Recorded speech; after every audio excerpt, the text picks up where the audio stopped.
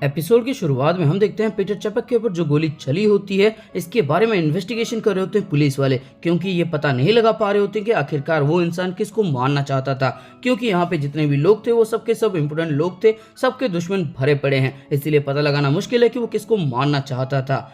और ये पता लगाने की कोशिश करते हैं कि जो मारने की कोशिश कर रहा था यानी कि मिलन, इसका किसी के साथ क्या संबंध है। इसके बाद एक पुलिस वाला बोलता है कि यहाँ पे तो काफी ज्यादा अफरा तफरी मची हुई है। दूसरा बंदा बोलता है कि हाँ, इन्हें ये पता है कि ये काम किसने किया है, लेकिन वो किसको मारना चाहता था इसके बारे में किसी को नहीं पता। इसके बाद दूसरा वाला बंदा बोलता है कि इसके बारे में उन्हें पता है। और तब दूसरा पुलिस वाला बोलता है कि हाँ, ये एक डेंटिस्ट था जो रीडेवलपमेंट एरिया से था। इसके बाद ये बंदा बोलता है कि एक डेंटिस्ट, और तब दूसरा बंदा बोलता है क्या बात है। इसके बाद ये पुलिस वाला बोलता है रिटायरमेंट के बाद सबसे पहले मैं डेंटिस्ट के पास ही जाने वाला था, लेकिन अब इतने भयानक डेंटिस्ट हैं तो मैं उनके पास नहीं जाना चाहता। इसके बाद दूसरा पुलिस वाला बोलता है इंस्पेक्टर आपको यहाँ पे आना पड़ेगा। ये इंस्पेक्टर अपना आईडी कार्ड दिखाता है और बोलता है मेरा नाम इंस्पेक्टर विश्वो है। इसके बाद हमें राइनहार्ड डिंगर नाम के एक क्रिमिनल को दिखाया जाता है जो कि एक टैक्सी ड्राइवर होता है। इसने अपने ही पैसेंजर को मार दिया होता है। 1997 में इसने एक बैंक के एम्प्लॉय को भी मारा होता है। 96 में हाफवॉटर नाम के एक बंदे को मारा होता है और 95 में राइन रिवर नाम के जगह पे एक बंदे को मार दिया होता है। और इसी का ट्रांसफर करने के लिए यहाँ पे विश्व आए होते हैं। विश्व और रेनहार्ड डिंगरमैन को नॉर्थहैम वेस्टफालिस ले जाने के लिए आए होते हैं। वो उस बंदे को लेते हैं और ट्रेन के जरिए जा रहे होते हैं। ट्रेन के अंदर विश्व सिगरेट निकालते हैं पीने के लिए, और तभी राइनहार्ड बोलता है तुम यहाँ पे सिगरेट नहीं पी सकते, किसी भी पैसेंजर ट्रेन के अंदर तुम सिगरेट नहीं पी सकते। इसके बाद विश्व बोलते हैं अगर तुम्हें मोरल का इतना ही पड़ा है तो फिर तुमने लोगों को क्यों मारा, तुमने कितने लोगों को मारा है। इसके बाद राइनहार्ड अपने उंगलियों से गिनने लगता है और तब विश्व बोलते हैं तुम गिन भी नहीं सकते अपनी उंगलियों से तुमने कितने लोगों को मारा है। मैं श्योर हूँ कि वो सब कभी भी शांति से नहीं रह सकते। ये मेरा आखिरी असाइनमेंट है, कल मैं रिटायर्ड होने वाला हूँ। मेरा करियर बहुत ही ज्यादा सिंपल था लेकिन बुरा नहीं। इसके बाद मैं अपनी बची कुची जिंदगी अपनी वाइफ के साथ हैप्पीली जीऊंगा और गार्डन में काम करूंगा। यही जिंदगी होती है। मैं चाहता हूँ तुमने जितने लोगों को मारा है उनके लिए तुम पश्चाताप करो। इसके बाद ये बंदा बोलता है अच्छा, अगर कोई मेरे ऊपर थूके तो भी एक पैसेंजर ने मेरे ऊपर थूक दिया था। इसके बाद विश्व बोलते हैं तुम इसलिए किसी को नहीं मार सकते। इसके बाद राइनहार्ड बोलता है जो लोग दूसरों के ऊपर थूकते हैं वो लोग बुरे होते हैं। इनसे बुरा भी एक कपल था जो मेरे टैक्सी के अंदर आके सेक्स करने लगे थे। वो मेरे सीट के पीछे ही ये सब कर रहे थे, इसीलिए मैंने उन्हें भी मार दिया। एक और बंदा था जो दारू पी के मेरे साथ बहसबाजी कर रहा था और मैंने उसे मार दिया। एक और बूढ़ी औरत थी जिसके मुंह के ऊपर बहुत सारा मेकअप था। वो किसी से भी इज्जत से बातें नहीं करती, वो सबकी इंसल्ट करती थी, इसलिए मैंने उसे भी मार दिया। मेरे टैक्सी के अंदर बहुत सारे लोग आए हैं और सबके सब बेकार थे, इसलिए मैंने इन सबको मार दिया। इसके बाद विश्व बोलते हैं अच्छा तो मुझे बताओ, बिल्कर इन्वेस्टमेंट बैंक के अंदर तुमने एक एम्प्लॉय को मारा था, क्या वो भी बुरा इंसान था? वो तो काफी अच्छा इंसान था। वो सिंसियर हार्ड वर्किंग इंसान था जो अपनी फैमिली से बहुत ज्यादा प्यार करता था, लेकिन तुमने उसे मार दिया। वो इंसान फाइनेंशियल करप्शन को रोकने वाला था लेकिन तुमने उसे मार दिया। इसके बाद राइनहार्ड बोलता है हाँ, वो तो मैंने बहुत बुरा किया था। इसके बाद विश्व बोलते हैं तुम ऐसी बातें करते हो जैसे कि तुम जस्टिस कर रहे हो, लेकिन असल में तुम अपने आप को डिफेंड करने की कोशिश कर रहे हो। इसके बाद राइनहार्ड बोलता है उस वक्त मेरे पास कोई ऑप्शन नहीं था। और तब विश्व बोलते हैं क्या तुम्हें किसी ने कहा था उसे मारने के लिए? ये स्माइल करता है और बोलता है नहीं, मैं तुम्हें नहीं बताऊंगा। इसके बाद विश्व सिगरेट निकालते हैं और तब राइनहार्ड बोलता है सिगरेट रख दो, तुम यहाँ पे सिगरेट नहीं जला सकते, अगर तुम मेरे सामने सिगरेट जलाओगे तो मैं तुम्हें मार दूंगा। इसके बाद विश्व सिगरेट रख देते हैं और बोलते हैं तुम इस तरह से क्यों बने हो। इसके बाद राइनहार्ड बोलता है कि मैं हमेशा से जानता था क्या सही है क्या गलत है, लेकिन उस दिन मुझे थोड़ा एक्स्ट्रा मोटिवेशन मिला। मैंने देखा एक इंसान अपने कुत्ते को घुमाने के लिए लाया था, लेकिन उस कुत्ते ने वहीं पे हक दिया जिस वजह से वो उसे पीटने लगा। मैंने उसे रोकने की कोशिश की लेकिन वो नहीं माना। और इसके बाद हम देखते हैं राइनहार्ड उसके मुंह के ऊपर एक जोरदार मुक्का मारता है, उसके पेट के ऊपर जोरदार लात मारता है और उसको एकदम से नॉकआउट करके बुरी तरह से पीटने लगता है। यहाँ पे पुलिस वाले आ जाते हैं और राइनहार्ड को रोक लेते हैं, वरना शायद राइनहार्ड इस बंदे को भी मार देता।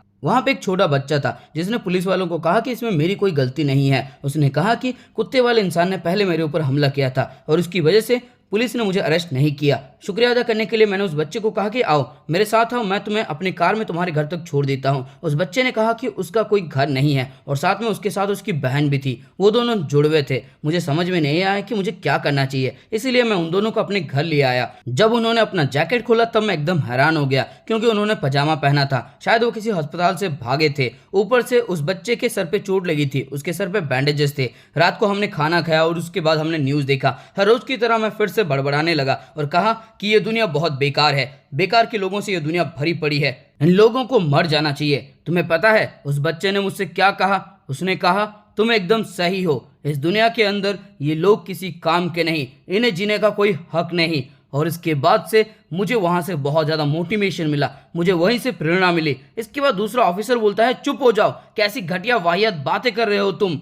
इसके बाद हम देखते हैं ये राइनहार्ड को दूसरी जेल में ट्रांसफर कर देते हैं। दूसरा ऑफिसर इनको बार बार शुक्रिया अदा कर रहा होता है और कहता है कि आपका आखिरी असाइनमेंट भी सेफली हो गया, आपने बहुत सालों तक पुलिस को अपना वक्त दिया है, इसके लिए आपका बहुत बहुत शुक्रिया। इसके बाद विश्व कहते हैं, मैं अभी भी डिसअपॉइंटेड हूँ, मेरा एक केस अभी भी सॉल्व नहीं हुआ है। ये कुछ सोचने लगते हैं, तब दूसरा पुलिस वाला बोलता है, क्या बात है। और इसके बाद हम देखते हैं विश्व एक फ्लैशबैक में जाते हैं जहाँ पे ये आना को देखते हैं। इन्हें बातें याद आती है, उसके साथ उसकी बहन थी, वो दोनों जुड़वे थे, उन्होंने पजामा पहना था, शायद वो किसी अस्पताल से भाग गए थे। इसके बाद ये एक और फ्लैशबैक में जाते हैं जहां पे ये आना लीवर से पूछताछ कर रहे होते हैं, क्या तुम्हें उस रात के बारे में कुछ भी याद है, क्या तुम्हें कुछ भी याद है। लेकिन आना इनसे बिल्कुल भी बातें नहीं करती। दोस्तों ये सब कुछ एपिसोड 2 या फिर एपिसोड 3 में हुआ था। विश्व को इस केस से निकाल दिया गया था और लुंगी को हैंडओवर कर दिया गया था। इसके बाद विश्व को याद आता है कि वो दोनों बच्चे अस्पताल से भाग गए थे। इसके बाद ये सीधा भागते हैं राइनहार्ड की तरफ और उससे पूछते हैं कि वो उनसे कितने साल पहले मिला था। राइनहार्ड बोलता है कि शायद 11 साल पहले। और इसके बाद ये बोलते हैं वो दिखने में कैसे थे। राइनहार्ड बोलता है कि वो दोनों बहुत ज्यादा खूबसूरत थे और उनके ब्लॉन्ड हेयर्स थे। और इसके बाद विश्व समझ जाते हैं कि ये दोनों वही हैं और ये बोलते हैं कि ये कैसे हो सकता है, आखिरकार ये कैसे हो सकता है। वो दोनों जुड़वे बच्चे डॉक्टर टेनमा के केस में की विटनेस थे, लेकिन वो गायब हो गए थे।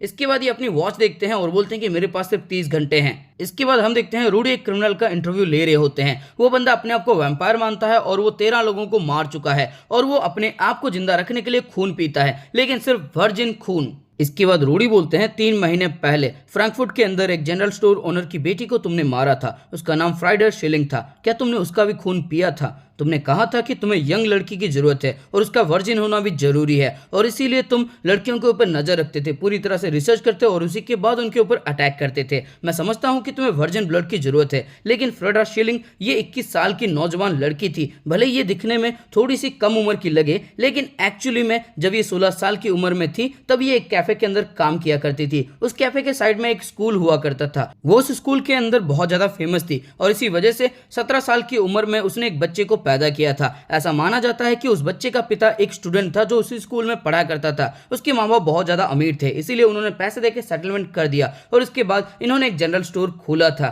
सवाल यह है कि तुम्हें पता था कि वो वर्जिन नहीं है, उसके बाद भी तुमने उसे क्यों मारा? क्या तुमने उसका खून पिया? इसके बाद ये बंदा बोलता है, उसका स्वाद बहुत बुरा था। रूडी बोलते हैं, तो फिर तुमने उसे क्यों मारा? इसके बाद ये बंदा बोलता है, क्योंकि मैं असली वैम्पायर से मिला था। जब मैं उसे मिला तब मैं उसे पहचान गया कि वही असली वैम्पायर है। मैं तो एक चमगादड़ हूँ जो वैम्पायर की तरह एक्टिंग कर रहा हूँ, लेकिन वो एक असली वैम्पायर था। इसके बाद रूडी बोलते हैं, क्या उसने कहा तुम्हें मारने के लिए? वो कौन था? तुम उसे कहाँ पे मिले थे? इसके बाद ये बंदा बोलता है, हम फ्रैंकफर्ट के ग्रिशनहाइम के पास जो पार्क है वहां पे मिले थे। वो पार्क बिल्कुल नॉर्मल पार्क की तरह ही है, उसके अंदर भी एक सैंड बॉक्स है, उसके ऊपर उसने एक लड़की का नाम लिखा था और मैं समझ गया कि इसे मारना है और मैंने वैसा ही किया। इसके बाद रूडी बोलता है, वो कौन है? इसके बाद ये बंदा बोलता है, मैंने कहा ना, वो एक असली वैम्पायर है। इसके बाद रूडी एक और जेल के अंदर जाते हैं एक और कैदी से इंटरव्यू लेने के लिए। वो कैदी अपने आप को एलियन मानता है और वो कहता है कि एलियन उसे कहते हैं कि उसे किसे मारना है, लेकिन उस बंदे ने भी फ्रैंकफर्ट के अंदर एक बंदे को मारा होता है और रूडी इसी का पता लगाने की कोशिश कर रहे होते हैं।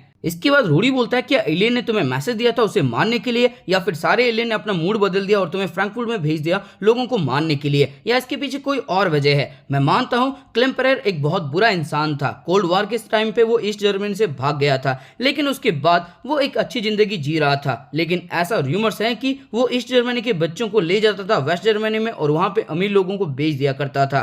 इसके बाद ये बंदा बोलता है कि मुझे कोई मैसेज नहीं मिला था, मैं खुद एलियन से मिला था, मैं बहुत ज्यादा खुश था, मेरे सामने एक एलियन था। इसके बाद रूडी बोलते हैं, उसका यूएफओ कहां पे लैंड हुआ था? ये बंदा बोलता है, ग्रिशनहाइम के एक पार्क के पास उसका यूएफओ लैंड हुआ था। मैं सच में बहुत ज्यादा खुश था। एलियन ने मुझसे बातें की, लेकिन उसकी बातें मुझे समझ में नहीं आई, इसलिए उसने आसान करने के लिए सैंडबॉक्स के ऊपर एक बंदे का नाम लिखा। काश मैं तुम्हें समझा पाता कि मैं कितना ज्यादा खुश था और मैं समझ गया कि उस बंदे को मारना है और मैंने वैसा ही किया। इसके बाद हम देखते हैं विश्वा ने अपना सारा सामान पैक कर लिया होता है, वो रिटायरमेंट के लिए तैयार होते हैं। तभी एक ऑफिसर आता है और शुक्रिया अदा करता है विश्वा का इनके काम के लिए और बोलता है कि वो लोग काउंटडाउन कर रहे हैं इनके रिटायरमेंट का। इसके बाद विश्वा बोलते हैं अच्छा, सब लोग मुझसे पीछा छुड़ाने के लिए इतने उतावले हैं कि वो काउंटडाउन कर रहे हैं। इसके बाद ये बंदा बोलता है आपकी जाने की खुशी में आज रात को हम लोग सेलिब्रेट कर रहे हैं दारू पी के। इसके बाद विश्वा बोलते हैं फिर तो मेरे लिए ये खुशी खबर नहीं हो सकती। इसके बाद ये बंदा हंसने लगता है। विश्वा बोलते हैं वो बंदा कौन है और हम देखते हैं ये रूडी होते हैं। इसके बाद वो बंदा बोलता है ये डॉक्टर गिलन है, ये फेमस क्रिमिनल साइकोलॉजिस्ट हैं,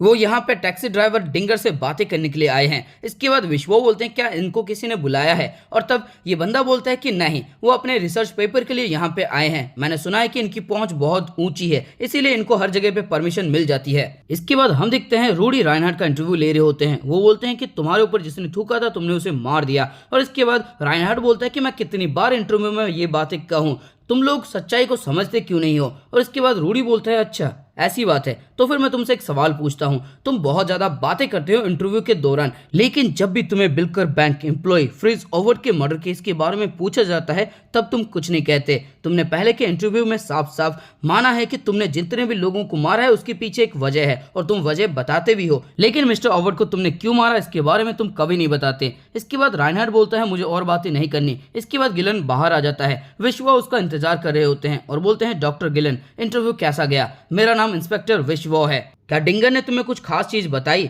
और इसके बाद गिलन बोलते हैं नहीं, पहले जितना बताया था बस उतना ही। इसके बाद गिलन यहाँ से जाने लगते हैं। तभी विश्वा बोलते हैं मैं उससे कुछ सवाल करना चाहता हूँ, लेकिन आज मेरा रिटायरमेंट है, अगर मैं आज उससे सवाल नहीं करता हूँ तो शायद जिंदगी भर के लिए मैं शांति से नहीं रह पाऊंगा। इसके बारे में तुम्हारा क्या ख्याल है। एक मॉन्स्टर जैसा बच्चा जिसकी परवरिश राइनहार्ड ने की थी, लेकिन कुछ दिनों बाद वो बच्चा बड़ा होता है और इसके पास वापस आता है और इससे कुछ करने के लिए बोलता है। इसके बाद रूडी बोलते हैं एक बच्चा मॉन्स्टर जैसा, और इसके बाद विश्वा बोलते हैं हाँ काफी अजीब सी स्टोरी है। गिलन पूरी स्टोरी बताने के लिए बोलते हैं और ये बता भी देते हैं। इसके बाद ये दोनों राइनहार्ड के पास जाते हैं। राइनहार्ड बोलता है तुम दोनों यहाँ पे फिर से आ गए, मैंने कहा ना उस बंदे से मैं बिल्कुल बातें नहीं करूंगा। इसके बाद विश्वा बोलते हैं मैं अभी भी एक डिटेक्टिव हूँ, ये मेरा लास्ट डे है और ये एक इंटरोगेशन है। तुमने परसों मुझे उन जुड़े हुए बच्चों के बारे में बताया था जिनकी वजह से तुम्हें मोटिवेशन मिला।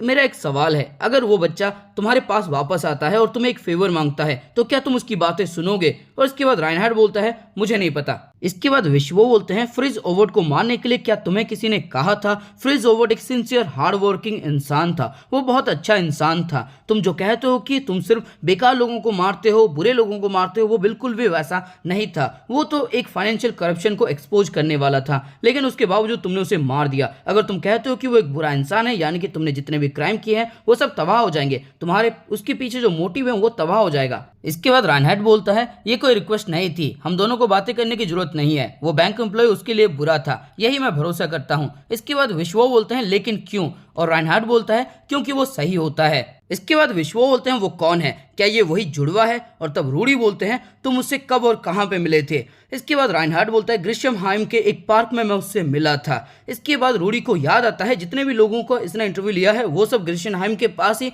एक बंदे से मिले थे। इसके बाद राइनहार्ड बोलता है सैंडबॉक्स के अंदर उसने एक बंदे का नाम लिखा, उसने कुछ भी नहीं कहा, लेकिन मैं समझ गया कि मुझे इस बंदे को मारना है, हमें बात करने की जरूरत नहीं है, हम एक दूसरे को समझ सकते हैं, हम समझ चुके हैं कि इस दुनिया में कोई जीने के लायक नहीं है। इसके बाद ये दोनों बाहर आ जाते हैं। रूडी बोलता है जिन तीनों लोगों का मैंने इंटरव्यू लिया, इन तीनों लोगों को एक ही बंदे ने ऑर्डर दिया है लोगों को मारने के लिए। उसने ऐसा इसलिए किया ताकि हमें उसे पकड़ने में बहुत ज्यादा तकलीफ हो, मुश्किल हो जाए हमें। इसके बाद विश्वा बोलते हैं इन तीनों मर्डर का क्या मतलब है, मैं कुछ समझा नहीं, मुझे बताओ। इसके बाद रूडी बोलते हैं टेनमा नीना फ्रैंकफर्ट में है, यानी कि वो यहाँ पे कुछ करने वाला है, वो फ्रैंकफर्ट में कुछ करने वाला है। और दोस्तों इसी के साथ ये एपिसोड हो जाता है खत्म।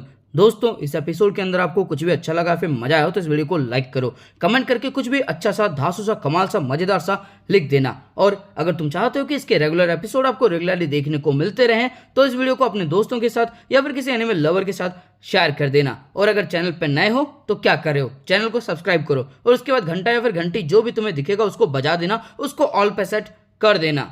और तुमने वीडियो को एंड तक देखा, इसलिए तुम्हारे लिए दो शब्द, जो पुलिस को मैनिपुलेट करे उसे हम सीरियल किलर कहते हैं, जो पुलिस को मैनिपुलेट करे उसे हम सीरियल किलर कहते हैं, और जो सीरियल किलर को मैनिपुलेट करे उसे हम द रियल मॉन्स्टर योहान लीवर कहते हैं। कमेंट में मत लिखना कि राइम नहीं हो रहा है, वरना योहान आ जाएगा राइम सिखाने के लिए।